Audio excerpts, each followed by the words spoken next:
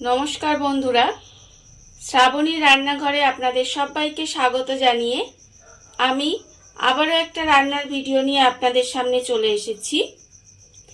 আজকের আমি আপনাদের সামনে করে দেখাবো ডিমের অম্বল।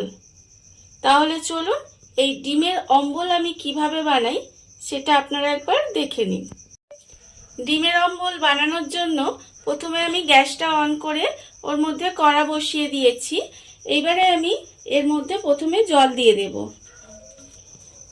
বেশ অনেকটা পরিমাণে জল আমি এর মধ্যে দেব, তার কারণ ডিমগুলো আমি আগে ভালোভাবে সেদ্ধ করে নেব। এখানে আমার দুটো মুরগির ডিম নিয়ে নিয়েছি, সেই মুরগির ডিমটা আমি এর মধ্যে দিয়ে দেব। আর আমি এর মধ্যে মুরগির ডিম দিয়ে অল্প সামান্য একটু নুন দিয়ে সেদ্ধ করে নেব। অল্প সামান্য নুন আমি এর মধ্যে দিলাম, দিয়ে ডিমটাকে খুব ভালোভাবে সেদ্ধ করে নেব। আমি এখানে মুরগির ডিম নিয়েছি, আপনারা চাইলে কিন্তু হাঁসের ডিমেও করতে পারেন। হাঁসের ডিমেও খুব ভালো খেতে লাগে। আর এই অম্বলটা বানাতে আমার খুব একটা মশলার দরকার হবে না, কিন্তু খেতে ভীষণ সুন্দর হয়। আপনারা দেখুন, আপনাদের ভালো লাগবে। আর প্রথমে ডিমটা আমি খুব ভালোভাবে সেদ্ধ করে নেব। ডিমগুলো আমার খুব ভালোভাবে সেদ্ধ হয়ে গেছে। এইবারে ডিমগুলোকে তুলে নেব, একটা একটা করে তুলে নিয়ে এবার ডিমটাকে খুব ভালোভাবে ঠান্ডা করতে হবে। ঠান্ডা করে ডিমের যে খোসাটা সেটা আমি ছাড়িয়ে নেব।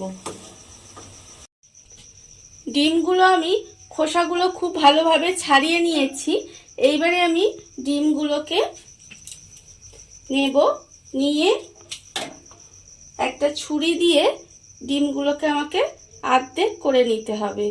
এইভাবে ছুরির সাহায্যে ডিমগুলোকে আধখানা করে নেব। দেখুন,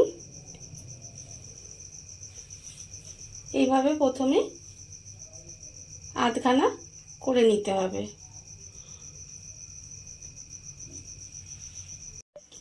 ডিম দুটো আমি আধখানা করে রেখে দিয়েছি।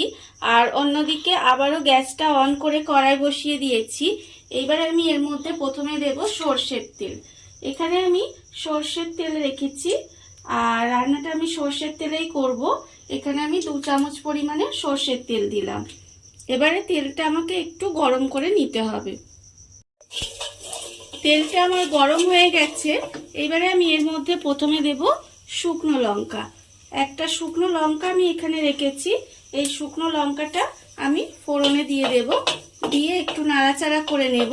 এইবারে আমি এর মধ্যে দেব মেথি, অল্প একটু মেথি দেব এর মধ্যে। আর দেব অল্প সামান্য একটু কালো সর্ষে রেখেছি, সেই কালো সর্ষেটা আমি এর মধ্যে দিয়ে দেব। এবার এই মেথি, সর্ষে আর লঙ্কাটা একটু নাড়াচাড়া করে নিলাম। নিয়ে এখানে আমি তেঁতুলের পাল্প রেখেছি, সেই তেঁতুলের পাল্পটা এর মধ্যে দিয়ে দিলাম। এবারে আমি এর মধ্যে দেব নুন, আন্দাজ মতো এখানে আমি নুন দিলাম। আর দেব হলুদ, 1/4 চামচ মতো হলুদ দিলাম। আর আমি এর মধ্যে দেব চিনি, প্রায় 1 চামচ মতো চিনি দিলাম।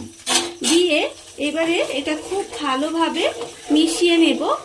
আর এর মধ্যে দেব সামান্য অল্প একটু, যে বাটিটায় আমার তেঁতুল গোলা ছিল সেই বাটিটা ধুয়ে অল্প সামান্য জল এর মধ্যে একটু দিয়ে দিলাম।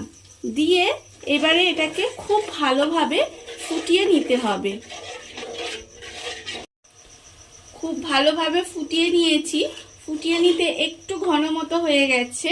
এবারে আমি এর মধ্যে দেব যে ডিমগুলো আমি আধখানা করে রেখেছিলাম, সেই ডিমগুলো আমি এর মধ্যে দিয়ে দেব। ডিমগুলো আমি এর মধ্যে দিয়ে দিলাম। দিয়ে এইবারে একটু উল্টে পাল্টে ডিমগুলো দিয়ে রান্না করে নেব। এইভাবে উল্টে পাল্টে দিয়ে কিছুক্ষণ রান্না করে নিলেই কিন্তু আমার ডিমের অম্বল রেডি হয়ে যাবে। ডিমগুলো দিয়ে এইভাবে বেশ কিছুক্ষণ আমি একটু রান্না করে নিয়েছি। রান্না করে নেওয়ার ফলে ডিমের অম্বল আমার প্রায় রেডি হয়ে গেছে। এইবারে এরকম অবস্থায় আমি গ্যাসটাকে অফ করে দেব। অফ করে দিয়ে ঢাকা দিয়ে কিছুক্ষণ রেখে দেব। রেখে দিলেই কিন্তু আমার ডিমের অম্বল রেডি হয়ে যাবে। দেখুন বন্ধুরা, কত অল্প উপকরণে কত অল্প সময় আমার ডিমের অম্বল রেডি হয়ে গেছে, আপনারা দেখতেই পেলেন।